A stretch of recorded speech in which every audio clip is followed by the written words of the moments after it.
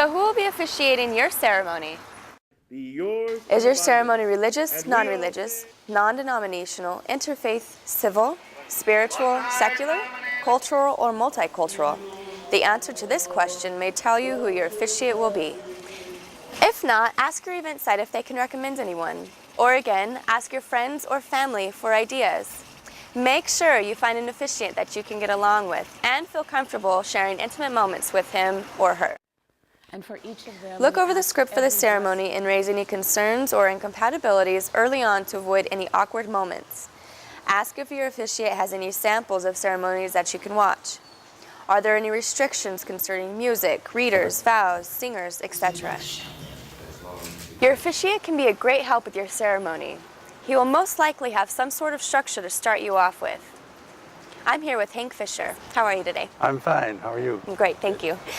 Tell us about some ceremony tips. Like, does a bride need to ask you if you can choreograph or help choreograph the wedding? Well, what I usually do is I have a planning session with both people, with the bride and groom. And then I go through what they want, what they need as far as who's in the ceremony. And then I go over the ceremony with them, the one that I've written, and see if that fits for them, and then go on from there. Okay. And to your script that you've written, are they allowed to make changes or no changes? Yeah, they usually, what happens is that people come in and they don't have the slightest idea where to go. So they like it that I'm organized and that I have a script that I give. My ceremony is not very long. It's about 16 minutes long. So I just go over the whole script with them, or whatever it is. I don't call it a script exactly, but I go over what I say and then ask them if that fits for them. If it doesn't, then we have to make some changes and shift around things. Oh, okay. And before all of this process, is there like premarital counseling or? Well, what I was just talking about is really the initial planning session. And sometimes that takes place, 6 months in advance. Right. And then I suggest to them, if they could possibly do it and are interested, to do premarital counseling. Because I've had about 20 years of experience as a counselor, so I pick out 3 sessions that I do with them, and they're all very specific sessions, but I ask them if they're willing to. If they can't do all 3, they can't afford all 3, then I really strongly suggest that they do one, because that allows me to get more acquainted with them. Right. Because the planning session is really kind of a business meeting. Okay.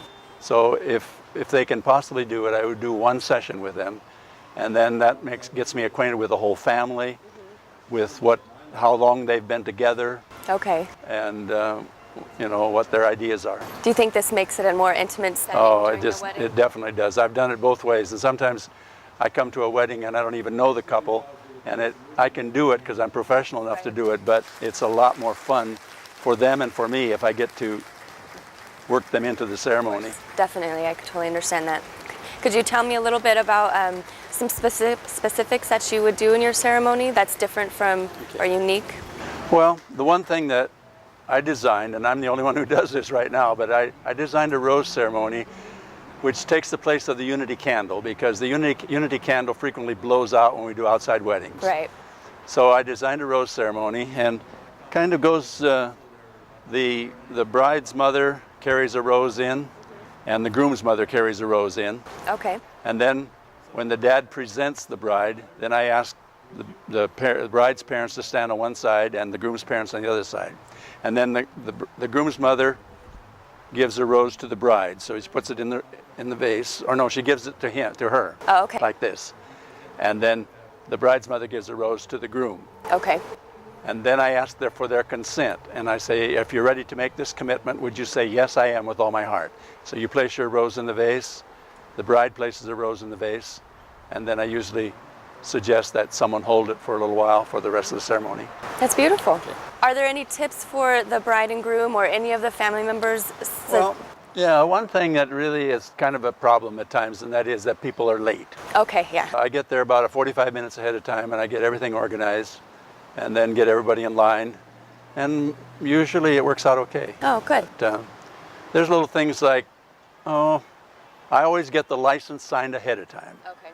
Before the ceremony, because afterwards videographers are busy with them, photographers are busy with them, they're so occupied, so I like to get that all taken care of before we do the ceremony.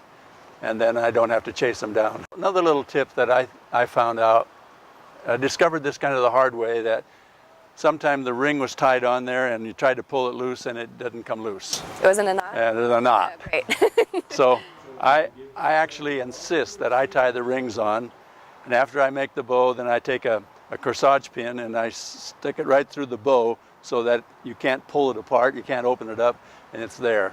So I know how it works. I just want to thank you so much for all of your great tips today. It was wonderful. Thank you for coming in. Thank you. Thank you for your interview.